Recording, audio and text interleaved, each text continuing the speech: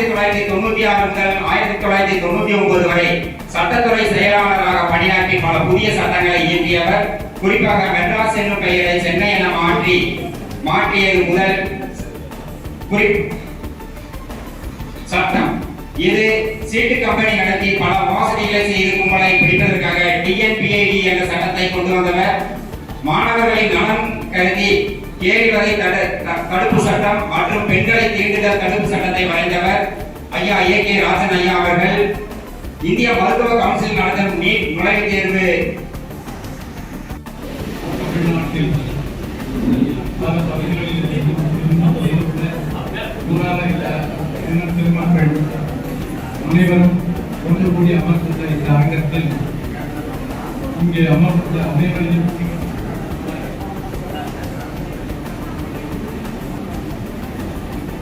ஒவ்வொருவரையும் தனித்தனியாக பெயர் சொல்லி பாராட்டாமைக்கு வருகிறேன்.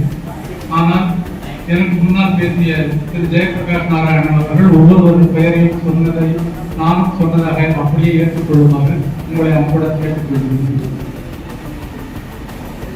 இந்த விழா 10 மணிக்கு துவங்குவதாக அச்சிடப்பட்டு உள்ளது.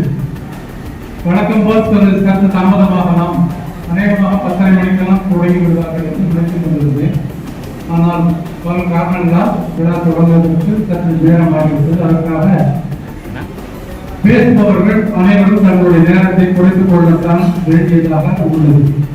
எனவே நான் பேச வந்த அனைத்தையும் பேச முடியாது என்றாலும் முக்கியமாக உங்கள் அனைவருக்கும் தெரிய வேண்டிய ஒன்றை மட்டுமே குறிப்பாக சொல்ல விரும்புகின்றேன்.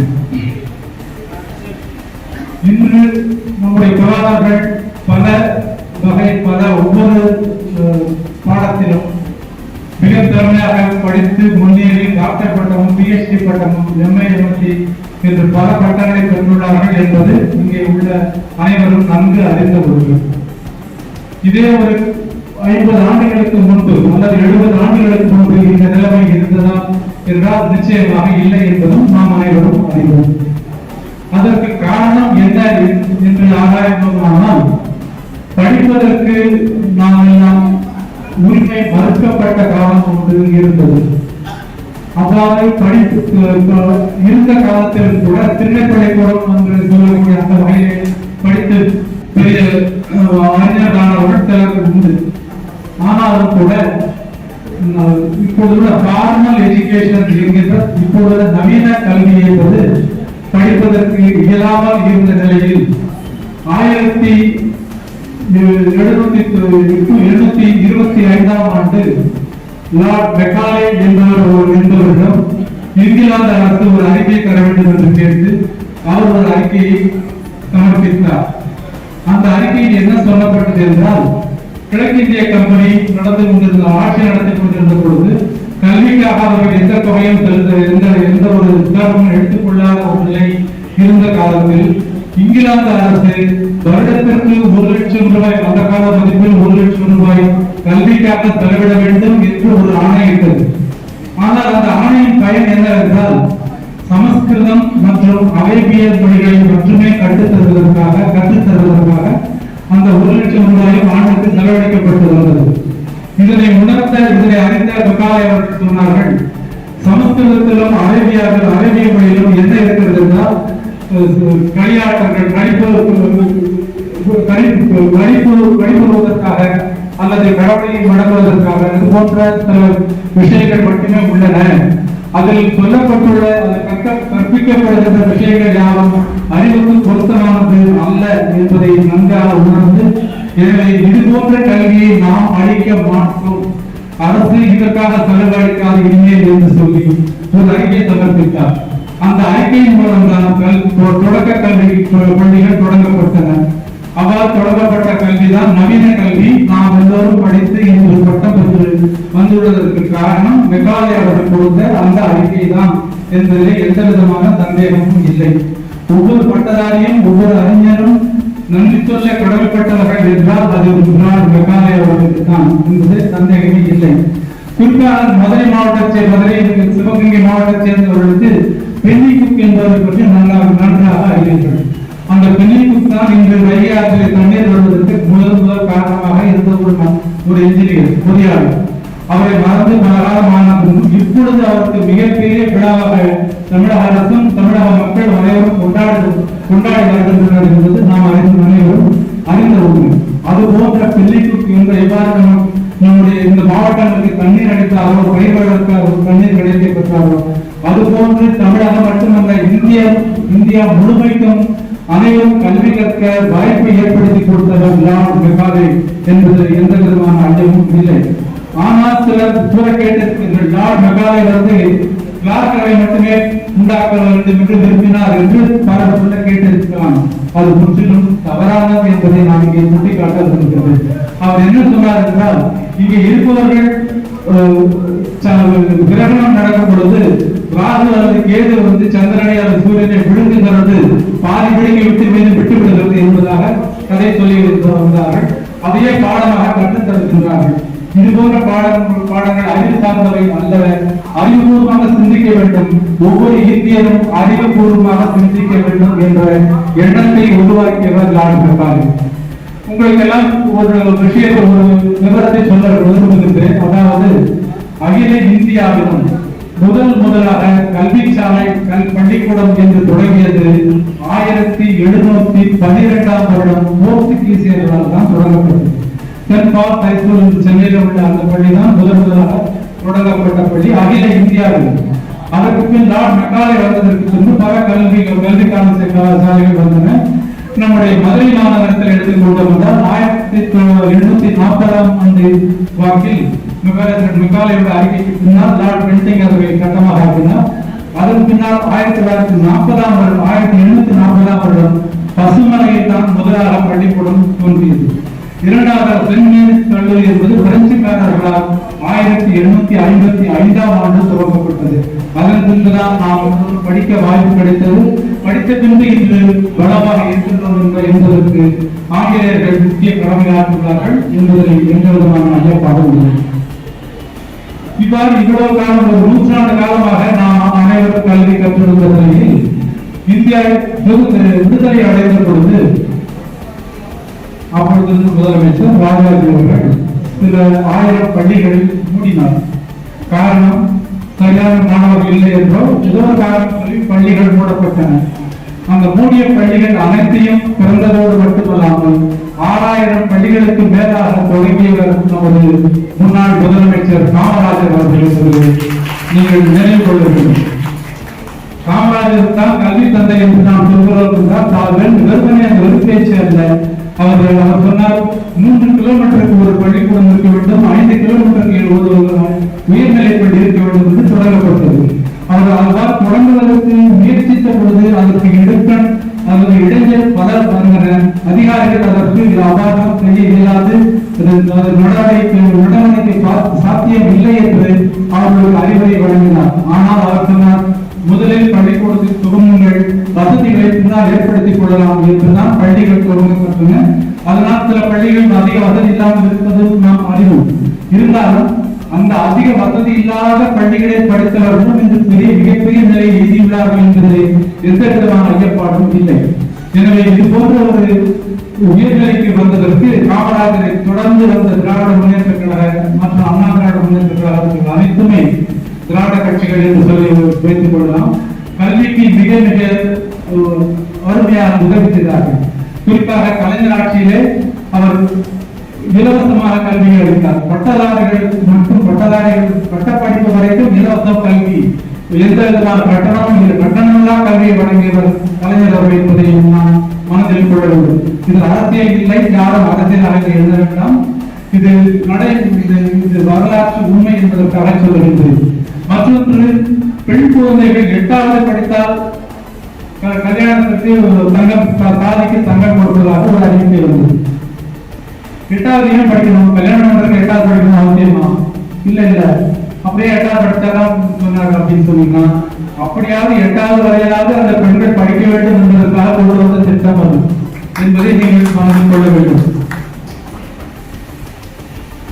சில காலம் கழித்து அதே 8வது வகுப்பு என்பதை 12ஆம் வகுப்பு அல்லது 10ஆம் வகுப்பு என்று மாற்றினார். அவ்வாறு மாற்றியதற்கு காரணம் அது வரையிலாவது பெண்கள் படிக்க வேண்டும் என்பதுதான். இப்பொழுது பல பெண்கள் படித்துள்ளார்கள், பல பெண்கள் பல உயர்நிலையில் இருக்கிறார்கள், ஆசிரியர்களாக இருக்கிறார்கள், லெக்சரர் PhD பண்ணியிருக்காங்க, எல்லாம் பண்ணியிருக்காங்க. இதுக்கெல்லாம் காரணம் நம்முடைய தமிழக அரசு என்பதை யாரும் மறந்துவிடக் கூடாது. அதை சாதாரணமாக யாரும் எண்ண வேண்டாம். இலவச கல்வி கொடுத்ததனால் தான் இன்று நம்முடைய தமிழர்கள் உலகம் முழுவதும் எங்கு எந்த நாட்டுக்கு சென்றாலும் தமிழர்கள் இல்லாத நாடே இல்லை என்று சொல்லுகின்ற அளவிற்கு தமிழர்கள் உலகம் முழுவதும் பரவி இருக்கின்றார்கள் என்றால் அதற்கு மூல காரணம் கல்வி, நாம் பெற்ற கல்வி. நம்முடைய தலைவர்கள் காமராஜர் முதல் இன்று உள்ள அரசு வரையில் அனைவரும் கல்விக்கான தலைவர் தொகை மிக அதிகம். இவ்வாறு கல்வி அளித்ததால் தான் நாம் இவ்வாறு வந்துள்ளோம். இன்னும் 10 ஆண்டுகள் கழித்து என்ன ஆகும்? இன்னும் 20 ஆண்டுகள் கழித்து என்ன ஆகும்? யாராவது நினைத்து பார்க்க முடியுங்களா என்றால் நினைத்து பார்க்க மாட்டோம். ஏன்னா இப்படியேதான் போகும். இதுல என்ன தப்பை நமக்கு கல்வி? நாளைக்கு படிச்சுட்டு படிச்சுக்கிட்டே வருவாங்க, பிள்ளைங்களாம் படிச்சுட்டு வருவாங்க, பெரிய ஆளா வந்துருவாங்க அப்படின்லாம் நினைச்சிட்டு இருக்கோம்.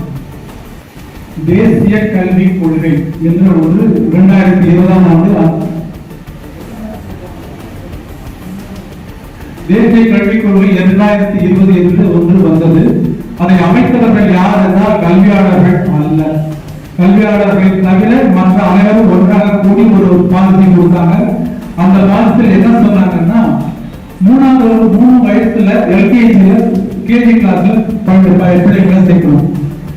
3 வயசுக்கு அப்புறம் 3ஆம் கிளாஸ்ல 3ஆவது வகுப்புல அகில இந்திய பொதுத் தேர்வு நடைபெறும். அகில இந்திய பொதுத் தேர்வு நடைபெறும். அந்த பொதுத் தேர்வில் தேர்ச்சி பெற்றவர்கள் 4ஆம் வகுப்புக்கு செல்லலாம்.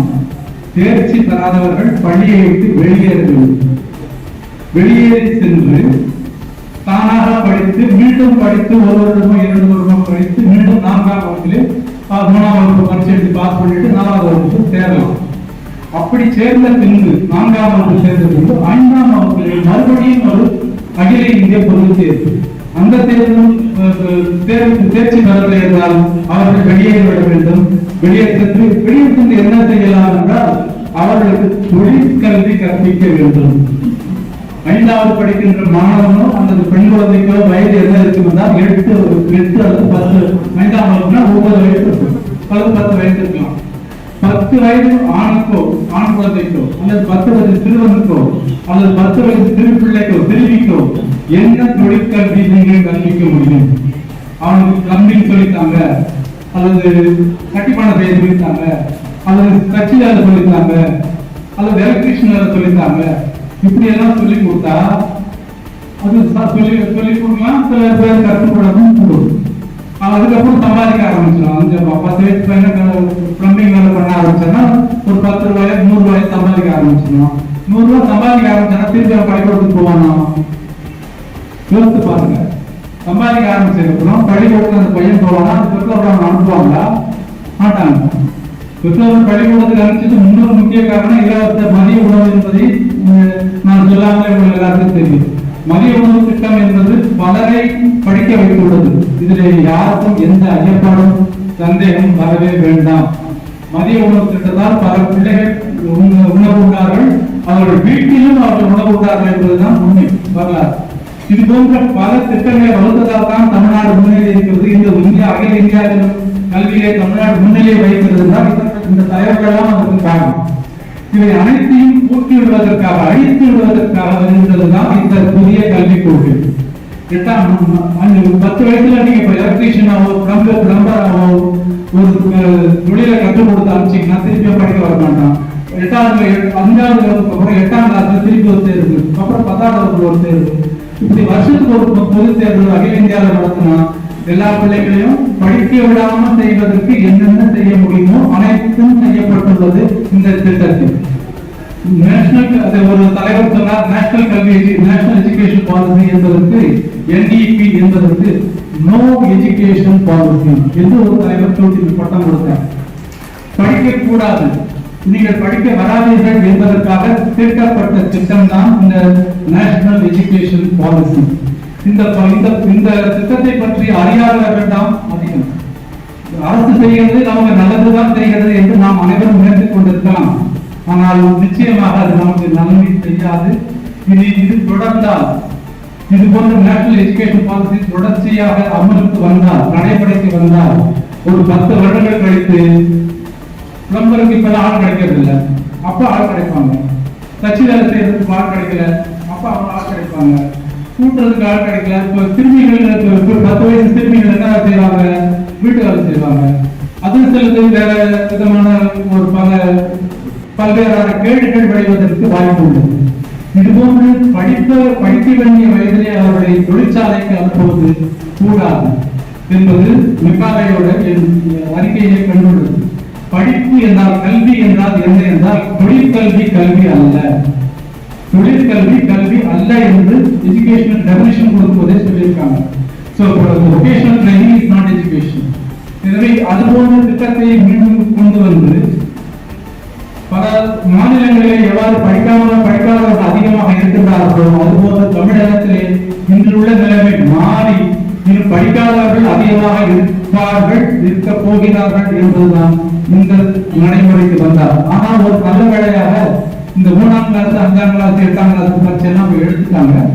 இதுல ஒரே 10ஆம் கிளாஸுக்கு போயிடுறாங்க. அந்த 10ஆம் கிளாஸுக்கு போனதுக்கு அப்புறம் இப்பதான் என்ன பண்றோம், 10th பாஸ் பண்ணா +2 சேரணும், தாராளமா தெரிஞ்சுக்கலாம். +2 பாஸ் பண்ணா என்ன பண்றோம், காலேஜுக்கு போறோம். +2 மார்க் வச்சு காலேஜ்ல சேரலாம். எந்த காலேஜ்ல இருக்கோமோ, எந்த காலேஜ்ல இடம் கிடைக்குதோ அந்த காலேஜில் சேர்ந்து விருப்பமான பாடத்தை எடுத்து படிச்சுட்டு இருக்கோம்.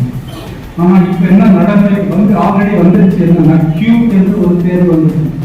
கியூட் என்பது என்னன்னா, பல்கலைக்கழகத்தில் சேர வேண்டும் என்றால் நீங்கள் ஒரு நுழைவுத் தேர்வு எழுத வேண்டும். +2 பத்தாது, +2 வாங்குற மார்க்கு பயிற்சிக்கு போடுங்க, அந்த மார்க்குக்கு சம்பந்தமே இல்லை. +2 எவ்வளவு கஷ்டப்பட்டு படிச்சாலும் அந்த மார்க்குக்கு உபயோகமே இல்லை, பயனே இல்லை. அந்த மார்க் எல்லாம் தேவைப்படாது. கியூட் என்ற பரீட்சை எழுதணும். அந்த பரீட்சையில 2 லாங்குவேஜ் எழுதணும்னு சொல்றாங்க. கரெக்டா எனக்கு தெரியாது, சில சொல்ல கேள்விப்பட்டிருக்கேன். நீங்க தமிழ் BA படிக்கணும்னா இந்த கியூட் பரீட்சை எழுதினா யூனிவர்சிட்டி, தமிழக யூனிவர்சிட்டி தவிர இந்த செல்ஃப் ஃபைனான்சிங் காலேஜ் இருக்குல்ல, அது எல்லாத்துக்கும் அதுதான் வரும். நேஷனல் சென்ட்ரல் கண்ட்ரோல் இருக்க எல்லா காலேஜுக்கும் அந்த கியூட் தேர்வு எழுதணும். அந்த கியூட் தேர்வு எழுதுனா இப்போ தமிழ் BA படிக்கணும்னு சொன்னா தமிழ் மட்டும் படிச்சா போதுமா, பத்தாதா? போதும். ஆனா அங்க என்ன ஆகுதுன்னா, தமிழ் பாஸ் பண்ணணும், வேற ஏதாவது ஒரு லாங்குவேஜ், அது பிரெஞ்சா இருக்கலாம், வேற இன்னும் லாங்குவேஜ் இருக்கு, சமஸ்கிருதம், அதுல சமஸ்கிருதம் முன்னாடி வருது இருக்கு. இதை ஒரு லாங்குவேஜ் படிச்சு அதில் பாஸ் பண்ணி அதுல வரிசைப்படி மார்க் யார் அதிகமாக இருக்காங்களோ அவங்க தான் சேர முடியும். இந்த நுழைவுத் தேர்வுங்கிறது, இந்த நுழைவுத் தேர்வு எப்படின்னா, நுழைவுத் தேர்வுல 50 மார்க் அவங்க தான் போய் +2 மார்க் வச்சுட்டு அதை வச்சுட்டு பாஸ் சேர முடியும்னா சேர முடியாது. இந்த நுழைவுத் தேர்வு எடுக்கிற மார்க் மட்டுமே தான் ஒரு அளவுகோல். அதனை வச்சு அதுல மார்க் ஆகுனா உண்டு, இல்லைன்னா படிக்க முடியாது. அந்த மாதிரி படிச்சு பாஸ் பண்ணி அந்த வரிசை கிரமத்துல வந்தாதான் எந்த பள்ளிக்கூடத்துல எந்த காலேஜ்லயும் சேர முடியும் அப்படிங்கிறது இப்ப வந்து நடைமுறைக்கு வந்தாச்சு. நான் வந்து ஒரு 2017ஆம் ஆண்டு சேலத்துல ஒரு மீட்டிங்ல பேசும்பொழுது நான் சொன்னேன், இந்த நீட் தேர்வு இப்ப வந்திருக்கு, அப்ப மெடிக்கல் காலேஜ் மட்டும் வந்துருந்துச்சு, இன்னும் கொஞ்ச நாளைக்கு அப்புறம் இன்ஜினியரிங் காலேஜுக்கு வரும், அதுக்கப்புறம் கொஞ்ச நாளைக்கு அப்புறம் BA/BSc எல்லாம் வரும், பிகாம் கூட BA/BSc எல்லாத்துலயும் வரும், அதுக்கப்புறம் கொஞ்ச நாளைக்கு அப்புறம் SSLC வரும் அப்படின்னு சொல்லிட்டு இறுதியாக LKG சேர்க்கணும்னாலும் நீட் இருக்கணும் அப்படிங்கிற ஒரு திட்டம் ஒரு நாள் வரும் என்று நாம் 2017 சேலத்துல ஒரு நடந்த ஒரு மீட்டிங்ல நான் பேசியிருக்கேன். இப்ப பாத்தீங்கன்னா மெடிக்கல் காலேஜ் தாண்டி BA/BSc எல்லாம் வந்தாச்சு. இன்னும் கொஞ்ச நாள்ல அது SSLC இருந்தாலும் அப்ப 10th வரலாம், வராதுன்னு சொல்ல முடியாது. கடைசியில் LKG வரைக்கும் அது போயிடும். அதனால நுழைவுத் தேர்வு எடுக்காம எதுவுமே பண்ண முடியாது அப்படிங்கிறது தான் நேஷனல் எஜுகேஷன் பாலிசியோட அல்டிமேட் கோல். அதாவது நீங்க படிக்கிறதுக்கு வேண்டாம், படிக்கிறதுக்கு வேற ஆளுங்க இருக்காங்க, நீங்க தான் மற்றவர்களே பாருங்க அப்படின்னு சொல்ற மாதிரி ஒரு திட்டம் வந்துட்டு இருக்கு. இதனுடைய ஆபத்தை உணர வேண்டும் என்பதற்காக உங்களுக்கு நான் சொல்றேன். இங்க உள்ளவர்கள் நிறைய பேர் கல்வியாளர்கள், படித்த பட்டம் பெற்றவர்கள், உங்களுக்கு நான் சொல்வதை நீங்கள் நம்ப வேண்டாம், நான் சொல்வதை நீங்கள் உண்மை என்று ஏற்றுக்கொள்ள வேண்டாம். நீங்களே ஒவ்வொருவரும் சிந்தித்து பாருங்கள். இந்த திட்டம் நடைமுறைக்கு வந்தால் என்ன ஆகும் என்பதை சிந்தித்து பாருங்கள். சிந்திக்க தெரிந்தவர் அனைவரும் தான் நீங்க அமர்ந்திருக்கிறீர்கள். நீங்கள் சிந்தித்தால் உங்களுக்கே இது தெரியும். எனவே கல்வி இந்த அமைப்பு கல்வி அறிவியல் மற்றும் ஆன்மீக சேவைக்காக அமர்த்தப்படுகின்ற அறக்கட்டளை. கல்வியை கற்க முடியாதுன்னா இந்த அறக்கட்டளைக்கே வேலை இல்லாமல் போயிடும் இன்னும் ஒரு காலத்தில்.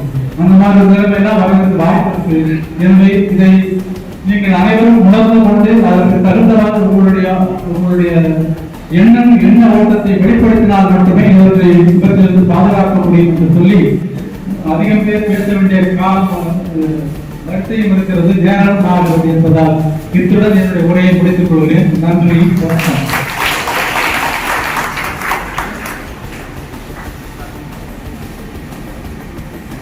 ஐயா நீதியரசர் அவர்களுக்கு சீதாராமன் அவர்கள் சார்பு அணிவித்து ஐயா செல்வராஜ் அவர்களும் தேனி ES பிரின்சிபல் தலைவர் மற்றும் ஜெயபிரகாஷ் நாராயணன் இருவரும் சேர்ந்த நினைவு பரிசு வழங்குமாறு அன்புடன் கேட்டுக்கொள்கிறோம்.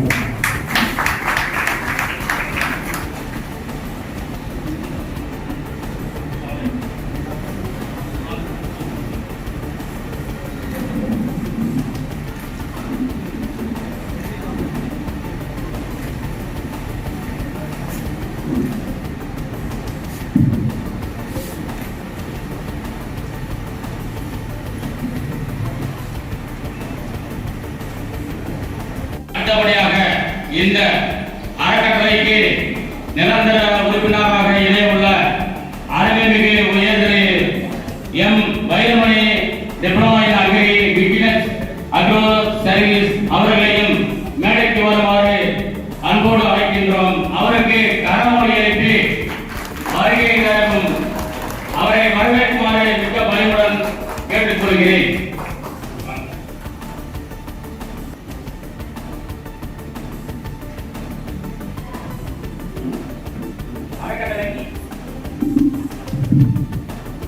அறக்கட்டளைக்கு நிதி உதவி வழங்கி விழா சிறப்புரை ஆற்ற வருபவர் திரு லைன் VS சீனிவாசன் அவர்கள். அவர் தேனியை பூர்வீகமாக கொண்டவர். தொழிலதிபர், தேனி ES தொழில் நிறுவனங்கள் குழுமத்தின் செயலாளர், அரிமா சங்கத்தின் முன்னாள் தலைவர், தற்போதைய தேனி சில்வர் ஜூப்ளி அரிமா சங்கத்தின் செயலாளராக பணியாற்றி வருபவர். இசைத்துறையில் நாட்டமுள்ளவர். நமது புலானா சமுதாயத்திற்கு அயராது பாடுபட்டுக் கொண்டிருப்பவர். பழகுவதற்கு எளிமையானவர். நன்கு படித்தவர். ES ரெசிடென்சி, ES மகான், ES bricks, ES healthcare, ES ஆக்ஸ், ES பில்டர்ஸ் நிறுவனங்களின் செயலாளராக இருந்து பணியாற்றி வருகிறார். அவரை அறக்கட்டளைக்கு முதல் நிதி உதவி அளித்து விழா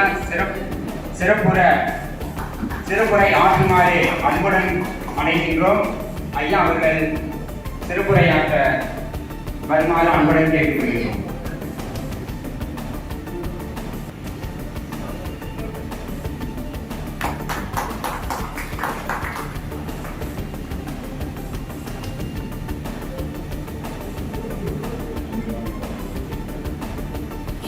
இந்த அறக்கட்டளைக்கு முதல்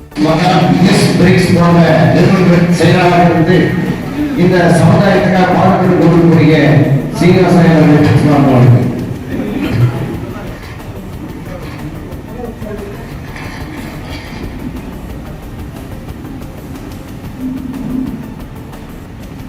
இந்த விழாவிற்கு நான் பிறந்த மண்ணிலிருந்து திருவிழுத்தூர் மண்ணிலிருந்து புலால சமுதாயத்தின் சார்பாக ஐயா நீதியரசர் அவர்களை கௌரவிக்க வந்திருக்கும் அனைத்து புலால நல்லுள்ளங்களை வருகை வருகை என வரவேற்கிறேன். திருவிழுத்தூர் புலால சமுதாயம் சார்ந்த பெரியவர்களை வருகை வருகை என வரவேற்கிறேன். கிருஷ்ணன் ஐயா நன்றி வணக்கத்தை உண்டாக்கின்றோம்.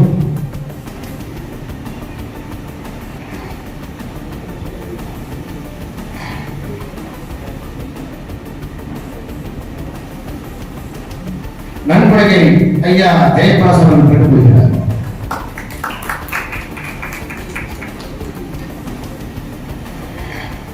நீதியரசர் திருமதி K.K. ராஜையா அவர்கள் இன்னும் 15 நிமிடத்தில் அவருக்கு செலவழிக்கின்ற காரணத்தில்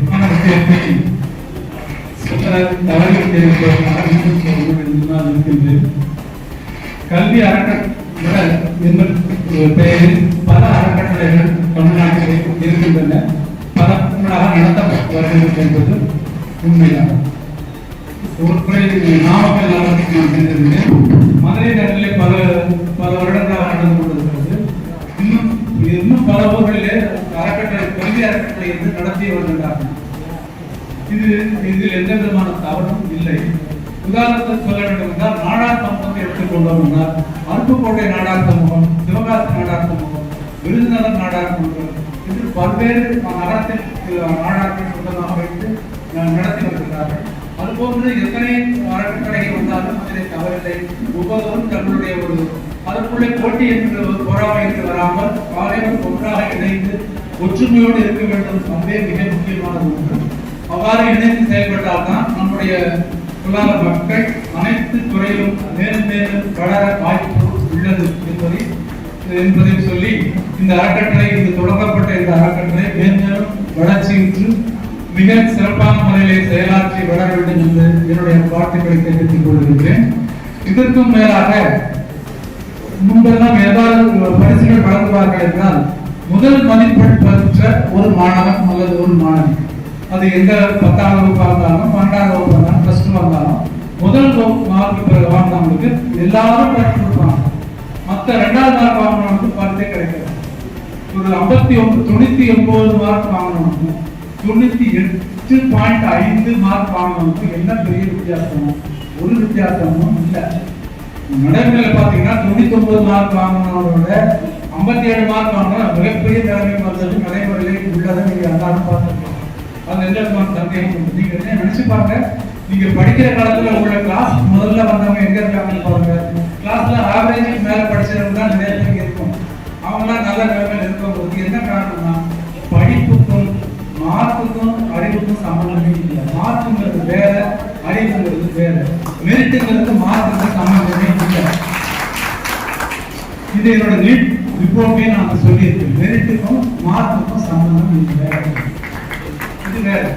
அதே மாதிரி முக்கியமா அப்ப நான் ஒரு மீட்டிங்ல ஒரு கூட்டத்தில் நான் சொன்னேன், முதல் மார்க் வாங்குறவங்க மட்டும் பரிசு கொடுக்கறது மார்க்குல ஒரு 1200 1000க்கு மேல மார்க் வாங்கின அனைத்து மாணவர்களுக்கும் பரிசு கொடுக்குறேன்னு சொன்னேன். அது மாதிரி எல்லா ஊர்லயும் இப்போ நடந்துட்டு இருக்கும்போது நான் பார்த்துருக்கேன். அது போல இங்கேயும் அப்படிதான் கொடுக்குறாங்க. பரிசு கொடுக்கறது முதல் மார்க் வாங்குறது மட்டும் தராம பல்வேறு பல எண்ணிக்கையில் அதிகமான மாணவர்களுக்கு பரிசுகள் தரப்படுத்திருக்கிறது. இந்த பரிசுகள் தருவது மிக தொகையின் அடிப்படையில் அது பெருமை அடைவது இல்லை. ஒரு பரிசு கொடுத்தார்கள் என்பது அந்த மாணவனுக்கு ஒரு உற்சாகத்தை ஊட்டுகிறது என்பதுதான் உண்மை. அவ்வாறு உற்சாகம் ஊட்டுவதுதான் இந்த இது போன்ற அறக்கட்டளையினுடைய வேலை என்பதால் அனைவரையும் உற்சாகப்படுத்தி மேலும் இந்த அறக்கட்டளை வளர வேண்டும் என்று வாழ்த்தை விடைபெறுகிறேன். ஐயா அவர்கள் எனது அறக்கட்டளை நோக்கமே ஏழை எளிய புலா சமுதாய குழந்தைகளை கண்டறிந்து அவர்கள் கல்வி ஊக்கத்தொகை வழங்குவது, உயர்கல்வியை கற்பிப்பது, வேலைவாய்ப்பை பெருக்கி தருவது, இந்த துறையில் இருக்கக்கூடிய சாதனை புரிந்த சாதனையாளர்களுக்கு விருது கொடுப்பது, இப்படி பல்வேறு பணிகளைத்தான் அறக்கட்டளை நோக்கமாக கொண்டிருக்கிறது. அதை மாற்றிய நமது நீதியரசர் ஐயா அவர்களுக்கு மீண்டும் ஒரு எடுத்துக் கொண்டு அடுத்ததாக நமது தேனியை ஊர்வலம் கொண்டு இஎஸ் நிறுவனத்துடைய செயலாளர் இஎஸ் சீனிவாசன் ஐயா அவர்களை பேசுமாறு அனுப்புகிறேன்.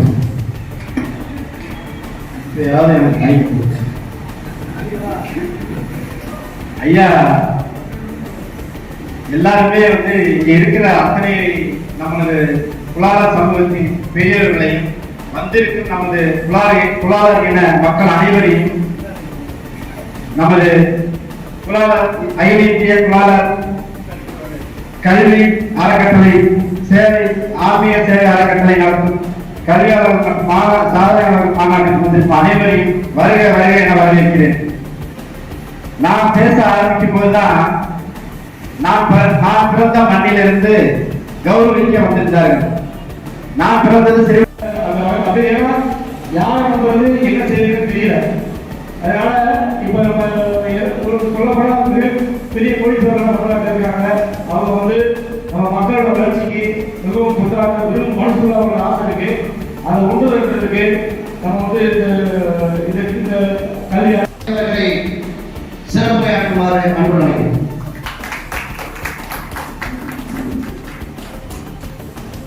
மற்றும் சாதனை என்ற மாநாட்டிற்கு சிறப்பான ஒரு ஏற்பாடை செய்திருக்கக்கூடிய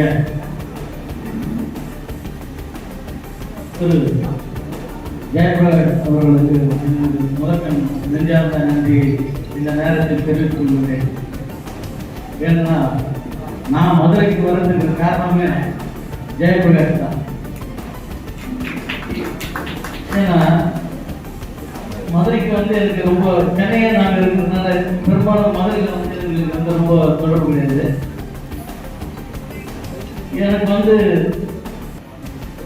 இந்த மதுரையில் தான் மாப்பிள்ளையை பார்த்து என் பெண்ணுக்கு ஒரு திருமண நல்வ வாய்ப்பை எனக்கு ஏற்படுத்தி கொடுத்த அவர் ஜெயபிரகாஷ் இந்த நேரத்தில் நெஞ்சார்ந்த நன்றியை தெரிவித்துக் கொள்கிறேன்.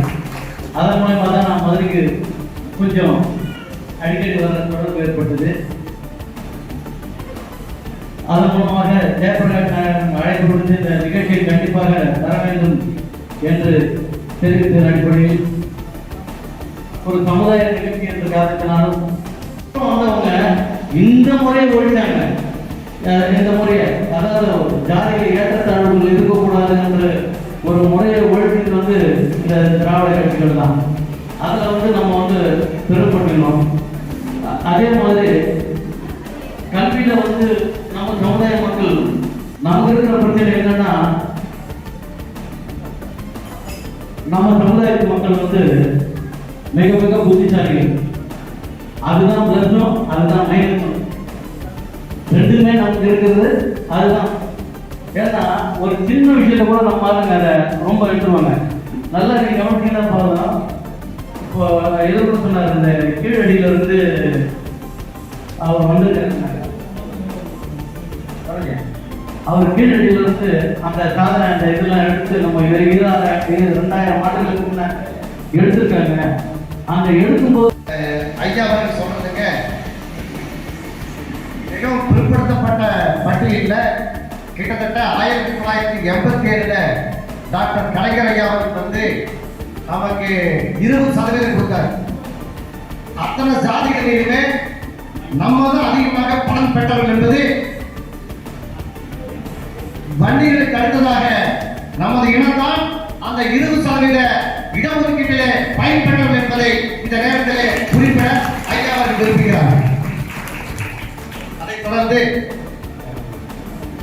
ஐயா அவர்கள், நீதியரசர் ஐயா அவர்கள் நமது திராவிட முன்னேற்ற கழக திமுக செயலாளர் சண்முகராசன் அவர்களுக்கு பொன்னாடை அணிவித்து வாழ்த்திருக்கிறார். ஐயா அவர்கள் புதுமை பெண் என்ற ஒரு திட்டத்தை அறிமுகப்படுத்தியதிலிருந்து நம்ம சமுதாயம் எந்த அளவுக்கு பலனடைந்தது, சென்றங்கு செருமுலகில் சிதறி கிடந்த செந்தமிழ் காளைகளை புரட்டி பார்த்தால் இந்த நேரத்தில் நமது சாதனை படைத்தவர்களுக்கு, சாதனையாளர்களுக்கு விருது வழங்கும் விழா. அதிலே முதலாவதாக கலைமாமணி கோவை நடராஜ ஐயா அவர்களை மேடைக்கு வருமாறு அன்பு அழைக்கின்றோம். கோவை நடராஜ ஐயா அவர்கள் மதுரையில இசைத்துறையிலே பயணம் செய்தவர். உலக நாடுகள், பல்வேறு நாடுகளுக்கு பலமுறை சென்றவர் கோவை நடராஜ ஐயா அவர்கள். ஐயா அவர்களுடைய அந்த பாராட்டு விழாவிற்கு நமது நீதியரசர் கிட்டத்தட்ட 10 ஆண்டுகளுக்கு முன்னாடி வந்து வாழ்த்து தெரிவித்தார். அதே மாதிரி பெரியவர் ஐயா அவர்கள் இந்த நேரத்தில் கோவை நடராஜ ஐயா அவர்களுக்கு நீதியரசர் ஐயா அவர்கள் இப்பொழுது கப்கோ நாயகன் என்ற சாதனை விருதை வழங்குகிறார்.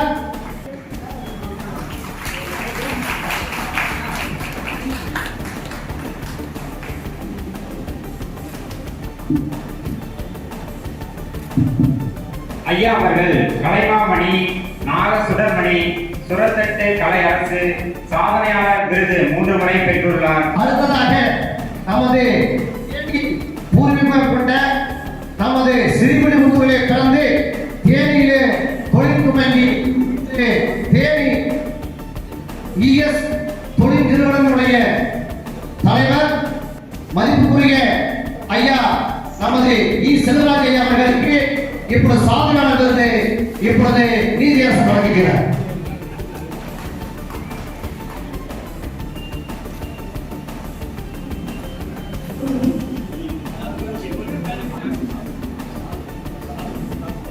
இப்பொழுது சாதனையை திரு சந்திரகாச ஐயா அவர்கள் வழங்குகிறார்.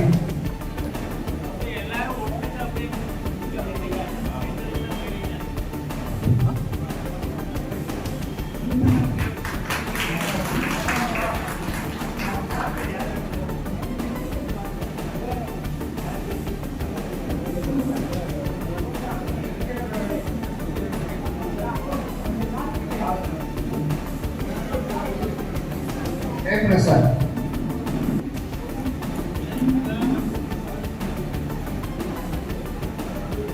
அத மாணவ செல்வங்களிலே முதல் பரிசு பெற்ற மாணவன் பேர் ஐயா அவர்கள் கிளம்புறார். அதனால அது விருது மட்டும் கொடுத்து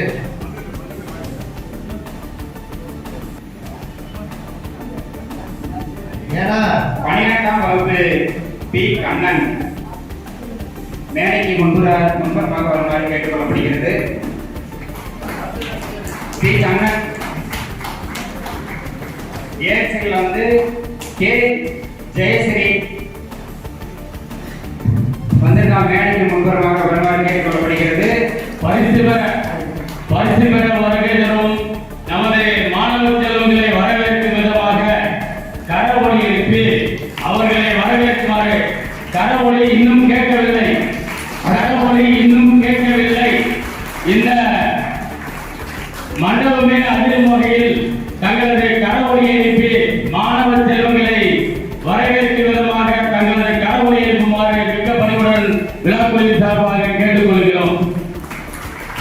10ஆம் வகுப்பு எஸ் மௌனிசா வந்துட்டா மேடைக்கு வருமாறு மேடைக்கு முன்புறமாக வருமாறு கேட்டுக்கொள்ளப்படுகிறது. என் தேன்மொழி திருத்திகா, கே கவிதா, பாய்சர் ஆர் பிரேம்குமார், அறிவாசன் கோயம்புத்தூர் அறிவாசன் தலைவர் திரு ஆர் சந்திரசேகரன் ஐயா அவர்கள் நமது நீதியரசர் ஐயா அவர்களுக்கு சான்றிதழ் அளித்து கௌரவிக்கிறார். அதே மாதிரி உடுமலை வட்டார சங்கத்தினுடைய தலைவர் கோவிந்தராஜ் அவர்கள் மேடைக்கு வாழ்த்து அழைக்கின்றோம்.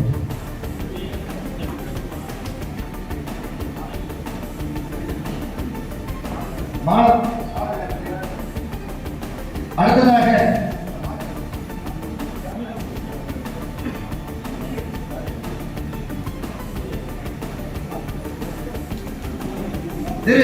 திருமதி அந்த நமது ஓவியர் கருப்பையா அவர்கள் சிறப்பான முறையில் அந்த ஓவியப்பொருளை பணியாற்றியதற்காக அவரது மகன் அவர்கள் வந்திருக்கிறார். அவர் மேடையிலே வந்து இந்த விருதனை நீதியரசர் அவர்களிடத்தில் பெற்றுக் கொள்வாரு நண்பர் கேட்டுக்கொள்கிறோம்.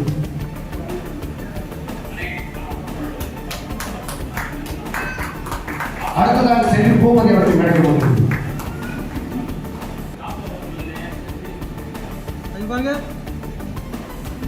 சாதனையாளர் விருதை பெறுகிறார். ஓவியர் கருப்பையா அவர்கள் சிறப்பாக அவரது மகன் அவர்கள் பெற்றுக் கொள்கிறார். சென்னையிலிருந்து வருகை புரிந்திருக்கிறார். அவருக்கு நன்றிகள் வழங்குகிறோம். அடுத்ததாக களிமண் சிற்பக்கலைத்துறையிலே விருது பெற செல்வி பூமதி அவர்களை மேடைக்கு வருமாறு அன்பு அழைக்கின்றோம்.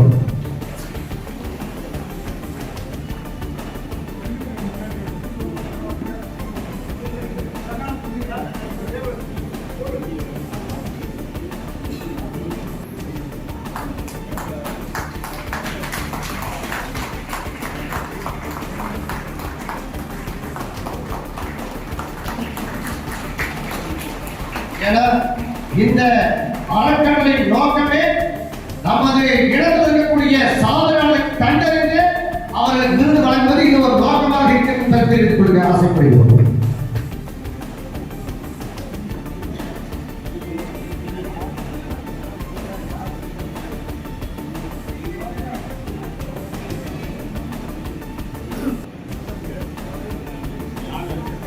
திரு மருத்துவத்துறையில விருது பெற திரு நாகராஜா அவர்களை மேடைக்கு வருமாறு அன்பு அழைக்கின்றோம். சாதனையாளர்கள் விருது என்பது நீங்க எத்தனை விருது வேணாலும் வாங்கியிருக்கலாம். ஐயா கோவை நடராஜ ஐயா அவர்கள் தமிழகத்தினுடைய மிக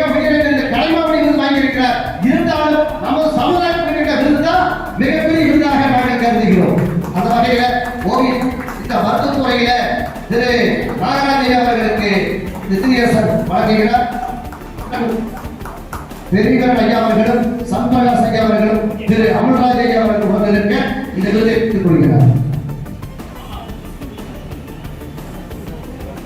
அடுத்ததாக சாலையாளர்கள்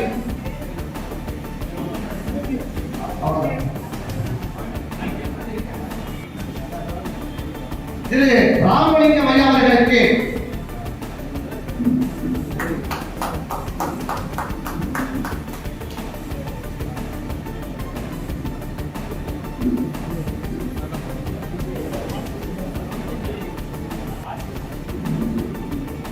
ராமலிங்கம் ஐயா அவர்கள் மேடைக்கு வருவார்கள்.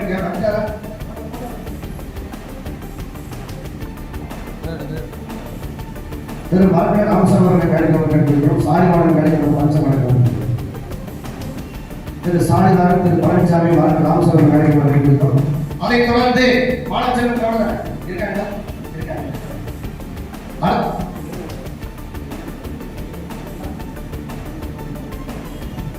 அடுத்ததாக இந்த நூலாசிரியர் நமது தாராபுரத்தை பூர்வமாக கொண்டவர். நூலாசிரியர் தமிழாசிரியராக பணியாற்றிக் கொண்டு சிற்பியாகவும் ஓவியத்துறையில பல சிறப்புகளை பெற்ற நமது அன்பு தம்பி திரு கணேசன் ஆசிரியர் அவர்கள் இப்பொழுது தமிழின் மேன்மைக்கு பங்களித்த ஐக்கியர்கள் என்ற நூலில் அதை தொடர்ந்து சிலிப்பூட்டும் சித்திரை கலை என்ற நூலை எழுதியிருக்கிறார். அதை நீதியரசு அவர்கள் பெற்றுக் கொள்வாங்க கேட்டுக்கொள்கிறோம். நம்ம சமுதாயம் சார்ந்த ஒரு தமிழாசிரியர் வெளியிட்ட புத்தகம் ஐயா சொன்ன மாதிரி சண்முகதாஸ் சொன்ன மாதிரி நம்ம சமுதாயத்துல நம்மளை ஆதரிக்கிற சமுதாயமே தயங்குது என்ற ஒரு கோரிக்கை வைத்திருந்தார். அந்த வகையில இந்த தமிழாசிரியர் பெரியவர் ஐயா அவர்களுக்கு சண்முகதாஸ் ஐயா அவர்கள்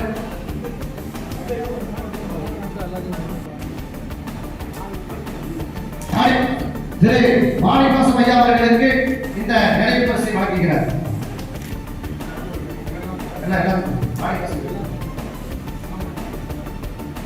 திரு இந்திய ஐயா அவர்களுக்கு மாணிவாசம் ஐயா அவர்களுக்கு அதைத் தொடர்ந்து உடுமலை வட்டார சங்கத்தின் சார்பாக இந்த நிதியை திரு ஜேபி அவர்களுக்கு வழங்குகிறார்கள். ஜேபி அவர்கள் முன்னாடி வாங்க. ஜேபி அவர்கள் முன்னாடி வாங்க. நிதிகளாக பங்கேற்படக்கூடியது சார் வாழ்க்கைகள் தேசம் ஞானம் கல்வி ஈசன் பூசை எல்லாம் காசு முற்றின ஆதாயம் முதமாய் சொன்னார். உடுமலை நாராயண வகையில நிதி வாங்கி சாமி பொதுவாக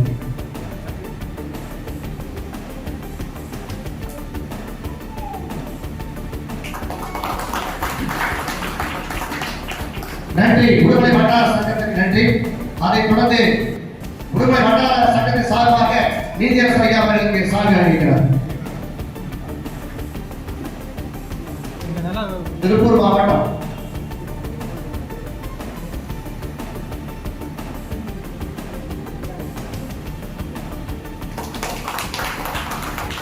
எல்லா வட்டாரத்தை அழைச்சிருப்போம். நாங்கள் அடுத்த மாநாடு கோயம்புத்தூர் இடம் இருப்பதாக அறிவித்திருக்கிறார்கள். அதற்காக நாங்கள் எல்லா வட்டாரத்தை அழைச்சிட்டு வந்தேன். அதை நன்றி உடம்பை வட்டாரம். அடுத்ததாக நன்றி வணக்கம். அடுத்ததாக திரு அமல்ராஜ் அவர்கள் பேசுவாங்க. நான் வந்து அந்த சமுதாய ஒற்றுமை பற்றி பேசுகிறேன். நம்ம கல்வியில் வந்து அவ்வளவா நம்ம படிப்பு கம்மியாக இருக்கனால எனக்கு அந்த சில விஷயங்கள் எல்லாரும் பேசிட்டாங்க. அதெல்லாம் வந்து நம்ம சமுதாய ஒருங்கிணைப்பதை ஒருங்கிணைப்பை பற்றி பேசுனாங்க. அதை மட்டும் நான் சொல்லிடுறேன். எல்லாரும் சொன்னாங்க நம்ம கல்வியில வந்து நம்ம கல்வியில நம்ம மக்கள் வந்து எல்லாரும் ஓரளவுக்கு இப்போ 80% பேர் ஓரளவுக்கு தேர்ச்சியா இருக்காங்க. இருந்தாலும் அந்த வெளியில சமுதாயம் சொல்லிட்டு வெளியில வரமாட்டேங்கிறாங்க. நம்ம புலான்னு சொல்லிட்டு யாருமே வெளியில வரவில்லை. ஏன்னா தமிழ்நாட்டுல 70 லட்சம் பேர் இருக்கும். ஆனா யாருக்குமே வந்து அரசாங்கத்துக்கோ யாருக்குமே நம்ம புலானத்துக்கு அந்த கெஜெட்ல வந்து 10 லட்சம் பேர் தான் முதல்ல இருக்கோம். நமக்கு எல்லாருமே வந்து எல்லா முறையும் எல்லாரும் வந்திருக்காங்க. இதே மாதிரி எல்லா வெளியில போய் சொல்ல மாட்டேங்கிறாங்க. பொருளாதாரம் சொல்லி இந்த மண்டலத்தை மட்டும் சொல்லிட்டு பெருசா போயிருக்காங்க. அது வெளியில போய் நான் பொருளாதாரம் தான் அப்படி எல்லா பெரியாளுக்கு கூட சொன்னாங்கன்னா அது வெளியில எல்லாத்துக்கும் சிறப்பா இருக்கும். அதை சொல்ல மாட்டேங்கிறாங்க. எல்லா கூட்டத்திலையும் வந்து கூட்டத்துலதான் பேசுறாங்க. நான் பேசுற தப்பா வச்சுக்கூடாது, பேசுற நினைக்கூடாது. எல்லாருமே வந்து சமுதாயம் சொல்லி இந்த அரங்கத்துல மட்டும் பேசிட்டு அவரோட போயிருக்கிறாங்க. அதுக்கு அடுத்த வெளியில போகும்போது நம்ம பொருளாதாரம் யாராவது சொல்றதுக்கு தைரியம் இருக்கா? சொல்ல மாட்டேங்கிறாங்க. அடித்தட்ட மக்கள் மட்டும்தான். ஒரு சாதாரண ஒரு பெரிய பெரிய பெரிய லெவலில் தொழில் பார்த்தவங்க, பிசினஸ் பண்றவங்க, அப்புறம் படிச்சவங்க, பெரிய பதவியில் இருக்கிறவங்க வெளியில சொல்ல மாட்டேங்கிறாங்க. இந்த கூட்டத்துக்கு வராங்க, கூட்டத்துக்கு பேசுறாங்க. அவங்க அந்த முயற்சி இப்ப அறக்கட்டளை முயற்சி இருக்கா, இதுக்கு இதை ரன் பண்றதுக்கு நாளைக்கு போய் அந்த வேலை செய்யறதுக்கு யாருக்கா அது செய்யணும்னா செஞ்சாதான் அது ஒற்றுமையை கொண்டு வர முடியும். எல்லாரும் பேஸ்புக்கு வாட்ஸ்அப்ல மட்டும் அந்த சமுதாய ஒற்றுமை, இந்த சமுதாயத்தை ஒருங்கிணைக்கணும், நம்ம சமுதாயத்துக்காக அதை பண்ணணும், என்ன பண்ணணும்னு பேசுறாங்க. இப்ப ஜெயபிரகாஷ் சார் தமிழ்நாடுல எல்லா ஊருக்கும் தெரியும். ஏன்னா நானும் போயிருக்கேன், எல்லா தமிழ்நாடுகளும் போயிருக்கேன். ஜெயபிரகாஷ் சாரை பத்தி எல்லாருக்கும் தெரியும். இப்ப அவர் இவ்வளவு கஷ்டப்பட்டு உருவாக்கி இருக்காருல, இந்த உருவாக்க ரன் பண்ணதுக்கு இதே ஒத்துழைப்ப எல்லாரும் எப்போதும் கொடுக்கணும். அப்பதான் இந்த அறக்கட்டளை சிறப்பாக நடத்தி கொண்டு போக முடியும். இந்த கூட்டத்துக்கு நாளைக்கு சந்திக்கிற பாதிப்பை சந்திக்கவே முடியல, ரெண்டு பேரும் சந்திக்க முடியல. நாளைக்கு ஒரு சமுதாயம், ஒரு மக்களுக்கு ஒரு அவசரம், ஒரு படிப்புக்காக ஒரு பிள்ளைக்கு ஃபீஸ் கட்ட முடியல, ஏதோ ஒரு 1000 ரூபாய் ஒரு பிள்ளைகளுக்கு ஃபீஸ் கட்டுறதுக்கு வாய்ப்பு இருக்கா, யாரும் போன தொடர்பு கொள்ள முடியல. எல்லாருமே இந்த கூட்டத்துக்கு பேசிட்டு அதை செஞ்சிடும் இதை செஞ்சிடும் வந்து தப்பா வச்சுக்கிறாங்க. அதை சொல்றேன். அதே சமயத்துக்கு நான் என்ன கஷ்டப்பட்டுருக்கேன், அதனாலதான் சொல்றேன். நம்ம கூட்டத்தில் அதுக்கப்புறம் இது சமமாக முயற்சி இருக்கிறதே இல்லை. இவர் கஷ்டப்பட்டு ஜெயவாசன் முயற்சி எடுத்து இந்த அறக்கட்டளை உருவாக்கி இருக்காங்க. இந்த உருவாக்குறாங்க. இந்த சீனிவாசன் சார் சொன்னாங்க, காலேஜியா கட்டணும், ஸ்கூலா கட்டணும்னு சொல்லியிருக்காங்க. இந்த முயற்சி நாளைக்கு இதே ஒரு ஸ்பீடோட முயற்சி எடுத்தா மட்டும்தான் அந்த இடத்துல காலேஜ் கட்டலாம், ஸ்கூல் கட்டலாம், பெரிய நிறுவனம் எதெல்லாம் செய்யலாம். அந்த முயற்சி எடுக்கணும்ல. அதுக்கப்புறம் திரும்ப உங்களை சந்திக்கிறதா எப்படி சந்திக்கிறது, பல பேரை சந்திக்க முடியல. எத்தனோ தமிழ்நாட்டில் இருக்காங்க, எவ்வளவு IAS ஆரம்பிச்சிருக்காங்க, IPS ஆரம்பிச்சிருக்காங்க. யாராவது நம்ம மக்களுக்கு உதவி பண்ணுவாங்களா? ஒரு பிரச்சனை போனா ஒரு டிபார்ட்மெண்ட் இருக்காங்க, தாலுகா ஆஃபீஸர் இருக்கட்டும், கலெக்டர் ஆஃபீஸர் இருக்கட்டும், நம்ம சமுதாய மக்களும் போனா விலகிக்கிறாங்க. அவங்களுக்கு நம்ம சமுதாயத்துக்கு ஏதோ ஒரு மறைமுகமான ஒரு சப்போர்ட் பண்றதுக்கு யாராவது வந்திருக்காங்க வராங்களா? வர மாட்டேங்கிறாங்க. ஏன்னா அதனுடைய கஷ்டத்தை நாங்கள் அனுபவிச்சிருக்கோம். அதனால சொல்றேன், இது எல்லாரும் வந்திருக்கீங்க. இதே மாதிரி ஒற்றுமையா வந்தா அடுத்த கட்டத்தில் இந்த காலேஜ் சார் சொன்னவே காலேஜ் உருவாக்கலாம், நம்ம சமுதாயத்தை நம்பர் 1 சமுதாயமா கொண்டு போகலாம். அதே சமயத்தில் இறங்கி வேலை செய்யணும். ஏன்னா பேஸ்புக்கு வாட்ஸ்அப்ல மட்டும் பேசிட்டு போயிடக்கூடாது. அதே சமயத்தில் பிரச்சனை வந்தா மக்கள் மத்தியில் நாங்களும் நிக்கணும். இந்த பிரச்சனை தான் நிக்கிறதுக்கு ஆளே இல்லை. ஏன்னா ஒரு அரசாங்கத்துக்கு ஒரு கேள்வி கேட்கறதுக்கு, அரசாங்கத்துக்கு போய் முறையீடு கேட்கறதுக்கு ஆளே இல்லை. எல்லா அதிகாரிகள் இருக்காங்க, எல்லா டிபார்ட்மெண்ட் இருக்காங்க. ஆனா ஒரு டிபார்ட்மெண்ட் ஒரு அதிகாரியை பார்க்கணும்னா சப்போர்ட் பண்ண மாட்டேங்கிறாங்க. நாங்க சரி வாங்க, நாங்க கூட்டு போறோம் சொல்ல, நாங்க கூட்டு போய் சந்திக்க வைக்கிறோம் அப்படின்னு செய்ய முடியல. அவங்க மறைமுகமா அந்த பயிலையா மூவ் பண்ணிடுறது, அதுவும் செய்ய மாட்டேங்கிறாங்க. இந்த மாதிரி சூழ்நிலை இருக்கு. அதே அதான் சொல்லிட்டு இருக்கேன். ஏன்னா கல்வியை பத்தி எல்லாம் பேசிட்டேன். நான் ஒற்றுமை பத்தி பேசுறதுனால சொல்ல விஷயம். ஏன்னா நமக்கு படிப்பு கம்மி தான். அதனால ஒற்றுமை பத்தி பேசுறதுனால சொல்றேன். இதே ஒற்றுமை என்னைக்கும் இருக்கணும்ல, அது மாதிரி வந்தாலும் நல்லா இருக்கும். அப்படி முயற்சி எடுத்தீங்கன்னா இதே இந்த வந்து 10 பேர் இது பண்ணி ஒவ்வொருத்தரும் முக்கியமான பெரியாளர் வந்திருக்காங்க. அவங்க ரேஞ்சில் உள்ளவங்க ஒரு 10 பேரை சேர்ந்தாலே நம்மளுடைய அடுத்த கட்டத்தில் 60 வருஷம் காலேஜ் அடிக்கட்டத்தில் வச்சிடலாம். அது எந்த மாற்று கருத்து இல்லை. அதாவது எல்லாரும் இந்த வந்த ஸ்பீடோட அடுத்த இதே மாதிரி இன்றைக்கு ஒற்றுமையா இருக்குன்னு சொல்லி நான் சொல்லி எல்லாரும் பார்ட்டிகள் தவறாக பேசினோட மன்னிச்சுக்கோங்க. நன்றி, வணக்கம்.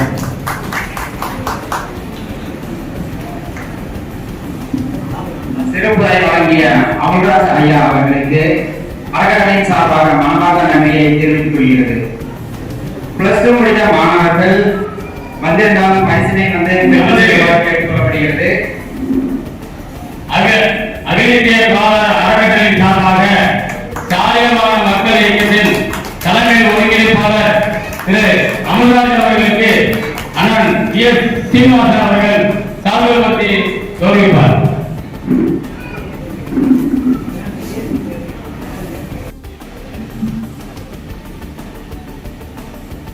இங்கே கூறியிருக்கும் அனைவருக்கும் நன்றி.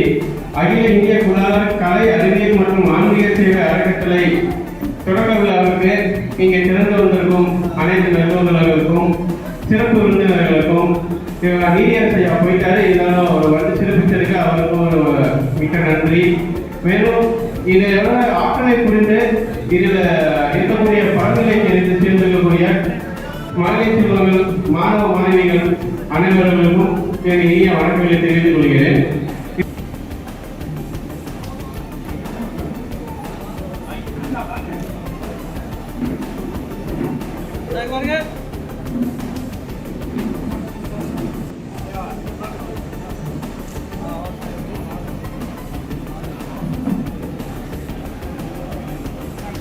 உங்களுக்கு கீழே இருக்கக்கூடிய மகளிர்களுக்கு ஒரு பிரிட்ஜா ஒரு நடைபாதை வந்திருந்தா கொஞ்சம் கை தூக்குங்க.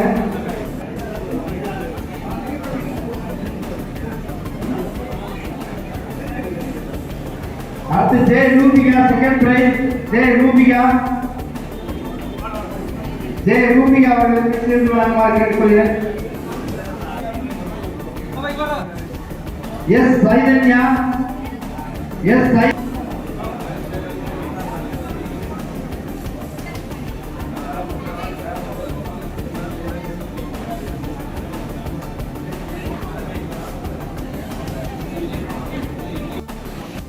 முன்னாடி வந்துருங்க. Lavanya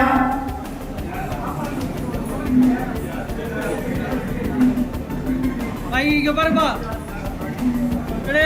Lavanya okay sir. S சுகா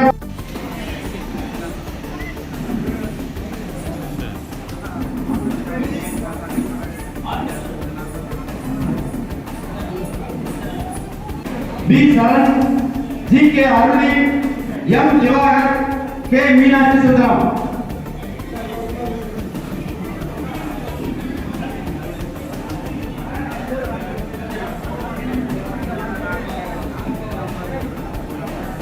மாலை சஞ்சனா அவர்களை அன்போடு மேலே அழைக்கிறோம். மாலை சஞ்சனா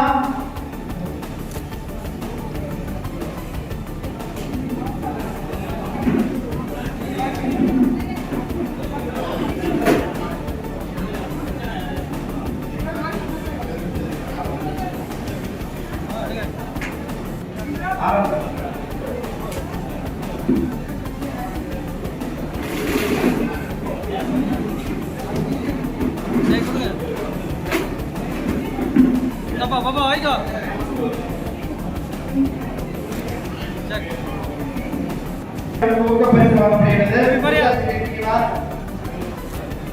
பாருங்க. ஓகே பாருப்பா.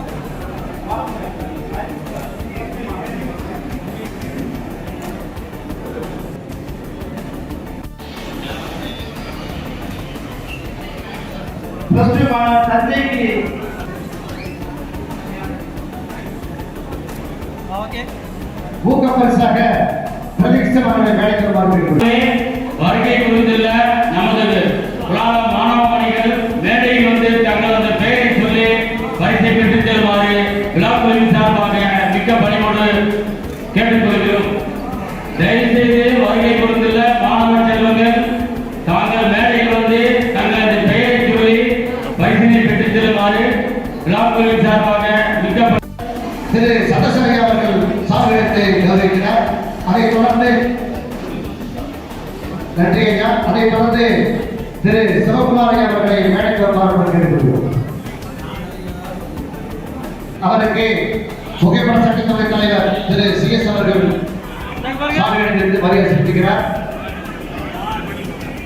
நன்றி மேடம்.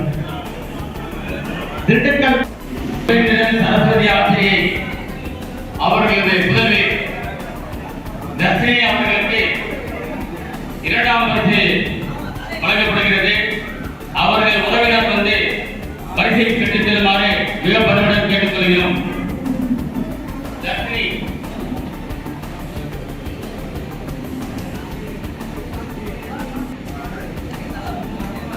தர்ஷினி அவர்கள் உறவினர் மேடைக்கு வருமாறு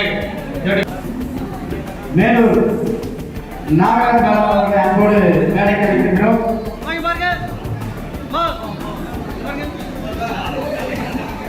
நாகராஜ் அவர்களை மேடைக்கு அன்போடு அழைக்கின்றோம்.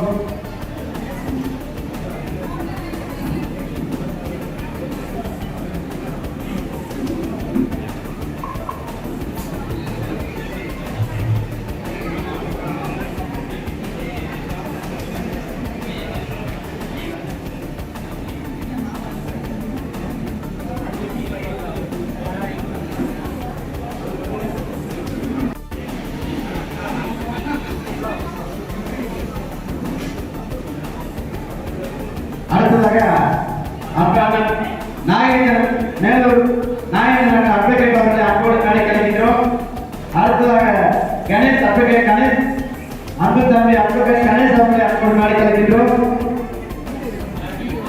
பத்திரிகையாளர் கீரவாணி அழகராஜ் அவர்களை அன்போடு நாடி கலைக்கின்றோம்.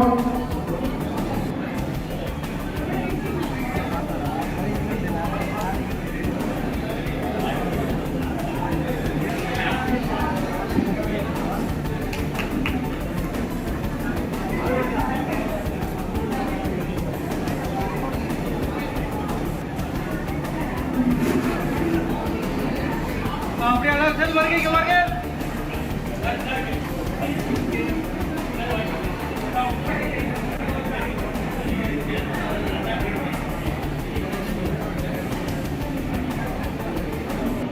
பத்தாம் வகுப்பு மாணவர் கிருஷ்ணபிரியன் மாணவர் வேலைக்கு வாங்க.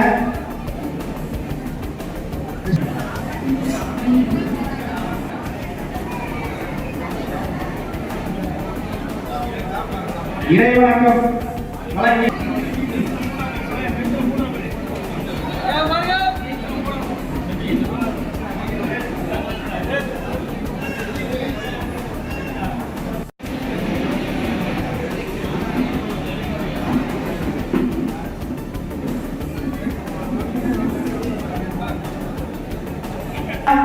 காரணியாவுக்கான சிபிஎஸ்இ 2ஆம் பரிசு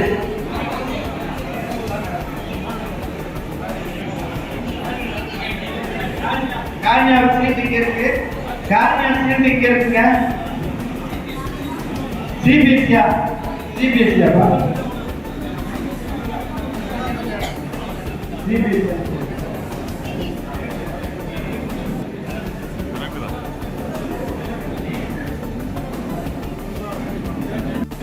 எம் விஸ்வஜித். அடுத்ததாக ஆர் வைரவேல் ஊக்கப்பரிசு வழங்கப்படுகிறது. ஆர் வைரவேல் வாங்க கொஞ்சம் சொல்லுங்க.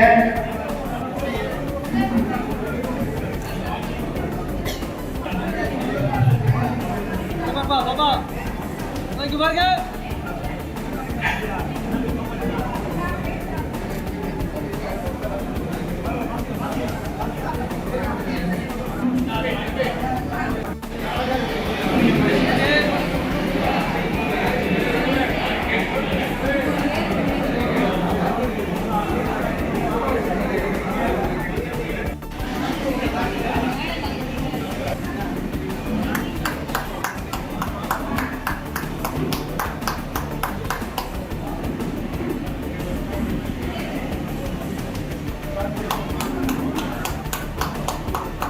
நமது கல்விக்குழு மாநாட்டிற்கு வந்து சிறப்பு செய்த ராஜலிங்க ராஜா போடி அவர்களுக்கு பாலமுருகன் அவர்களை சால்வை அளிக்குமாறு கேட்டுக்கொள்கிறேன்.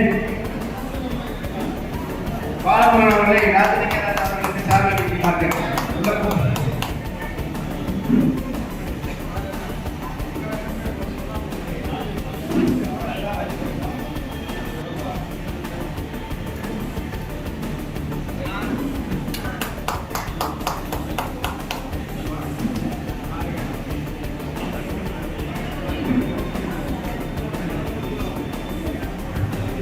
கௌரவிக்குமாறு கேட்டுக்கொள்கிறேன்.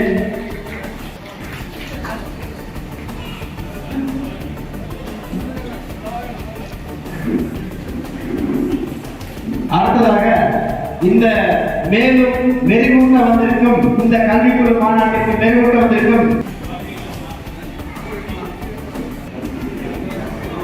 நமது முன்னிலை வைத்த நமது ஐயா சீதாராமன் அவர்கள் கௌரவிக்கிறார்கள். கடவுள் இருப்போம்.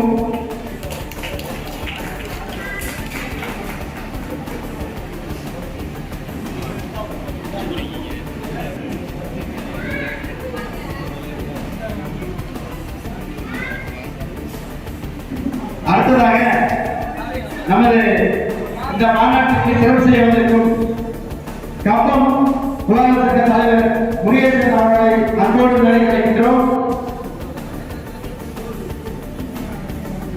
ராஜேஷ் அவர்களையும் அன்போடு நினைக்கிறோம். அவர்களை சாலை அணிந்து கௌரவிக்குமாறு கேட்டுக்கொள்கிறேன்.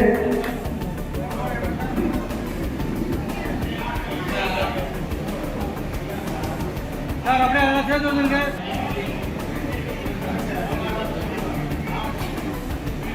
அங்க பாருங்க.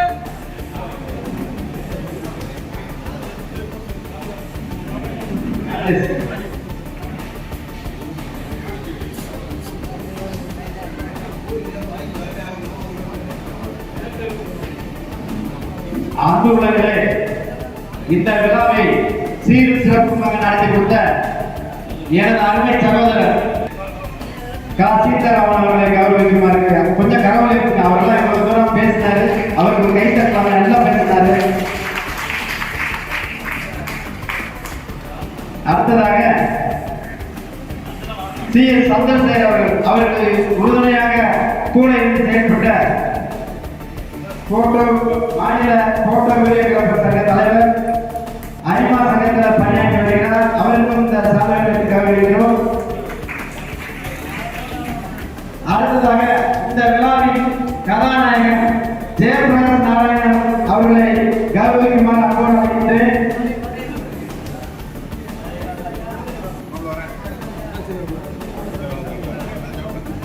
ஜெயபிரகாஷ் நாராயணன் அவர்களை கௌரவிக்குமாறு அன்போடு அழைக்கின்றேன்.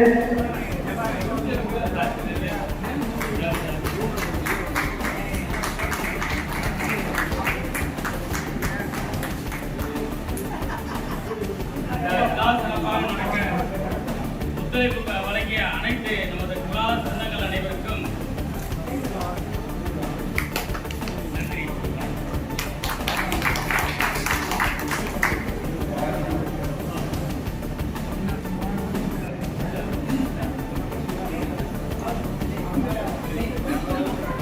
நமது சமுதாயத்திற்காக மக்களின் முன்னேற்றத்திற்காக அரும்பாடுபட்டுக் கொண்டு வரும் நமது திருமுகம் பகுதியை சேர்ந்த மாமா திரு சுப்பையா அவர்களை வேலைக்கு வருமாறு அழைக்கின்றேன். மாமா திரு சுப்பையா அவர்கள் வேலைக்கு வருமாறு மிக பணிவுடன் கேட்டுக்கொள்கிறோம்.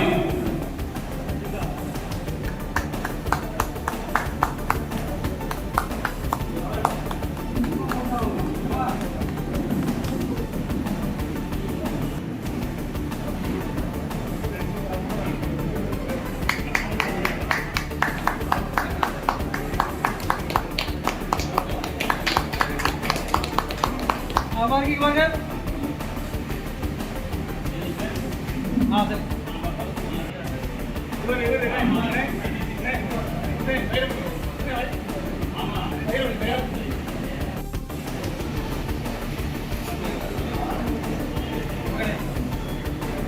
அன்பு சொந்தங்களே, திருப்பத்தூர்ல இருந்து வந்திருக்கும் அன்பு சொந்தங்களே, தலைவர் செயலாளர் இவ்வளவு சிறப்பாக செய்வதற்கு எவ்வளவு அருமையான மாநாடு எங்களால் அழகான மாநாடு, அருமையான மாநாடு. இந்த சாதனையாளர்கள் கல்வியாளர்கள் மற்றும் சாதனையாளர் மாநாடு சிறப்பாக நடத்துவதற்காக கிட்டத்தட்ட ஒரு 10 ஆண்டுகள் முன்னாடியே சொன்னார். சார், இது எப்படியாவது இந்த சமுதாயத்தை சேர்ந்த அத்தனை கல்வியாளர்களை ஒன்னா சேர்ந்த உணர்வு சொன்னாரு. ஆனா அதற்கான நேரம் இப்பதான் வந்திருக்கு. அவரு ஆசைப்பட்ட மாதிரியே இன்னைக்கு கல்வியாளர்கள் சாதனையாளர் மாநாடு சிறப்பாக நடத்தியிருக்கிறார். எனக்கு தெரிய இந்த 2 மாத காலமாக அவர் உழைத்த உழைப்பு புரிஞ்சவன் தன் சொத்து சுகங்களை எல்லாம் நாட்டுவதை ஆகிவிட்டு மனைவி மக்களை கூட பற்றி கவலைப்படாது இந்திய நாட்டிற்காகவும் இந்திய மக்களுக்காகவும் பாடுபட்ட அந்த மகாத்மா காந்தியுடைய மறுமுகமாக நமது ஜேடிஎம் திகழ்ந்து சொன்னால் கிடையாது. யார் ஒரு சமுதாயத்துக்காக உழைக்கிறார் அவர் எல்லாமே பாராட்டுகிறார். என்னை பொறுத்த வாழ்கின்ற மகன் ஜேபி அவர்கள் அப்படியே பணி இது வெவ்வேறு சிறந்த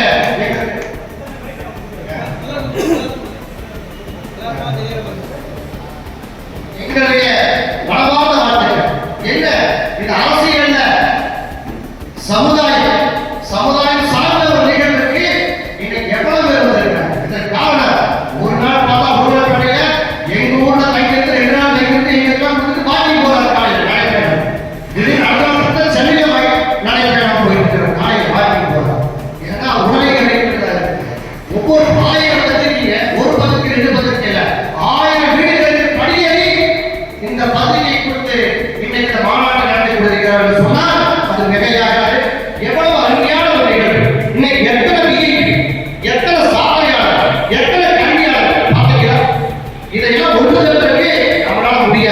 இதற்கு நமது அன்பு சகோதரர் திரு சீனிவாசன் அவர்கள் சொன்னதை போல இதற்கு மணிகட்டியவர் நமது அன்பு சகோதரர் திரு ஜே.பி. சார்.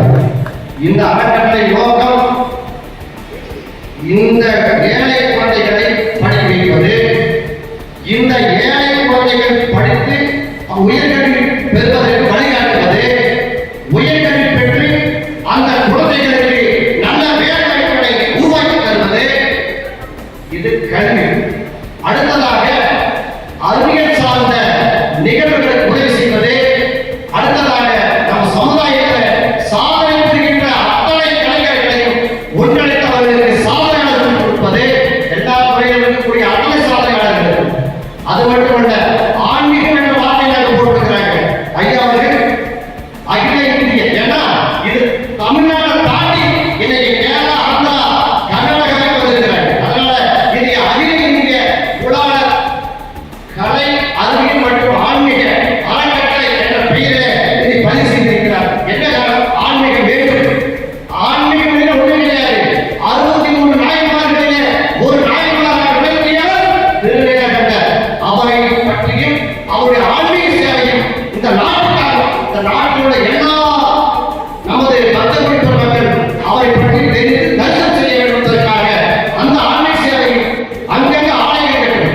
அது மட்டுமல்ல, நம்ம சமுதாயத்திலே இன்னைக்கு எத்தனை பேருக்கு ஜெயந்தி விழா, எத்தனை பேருக்கு மணிமண்டபம், இந்த நாட்டுக்காக உழைத்த நமது இனத்தைச் சேர்ந்த சாதிவாக அவர்களுக்கும் இந்த அறக்கட்டளை சார்பாக, அவருக்கும் நமது இயக்கத்தின் சார்பாக அவருடைய வருடத்திற்கு ஒரு ஜெயந்தி விழா, பிறந்தநாள் விழா, எல்லா விழாக்களையும் நடத்துவதற்கு இந்த அறக்கட்டளை மென்மேலும் உதவி செய்யும் என்பதை இந்த நேரத்தில் நாங்கள் தெரிவித்துக் கொள்ள ஆசைப்படுகிறோம்.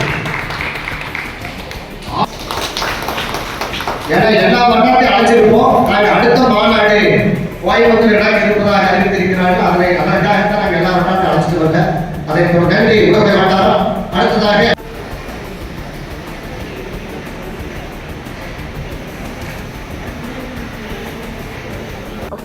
Kiravani Alagu Ilayahara YouTube channel. Like, subscribe, and share. Your YouTube channel, go ahead and subscribe. Kiravani Alaju Ilijaga. Kiravani Alaju Iliraja.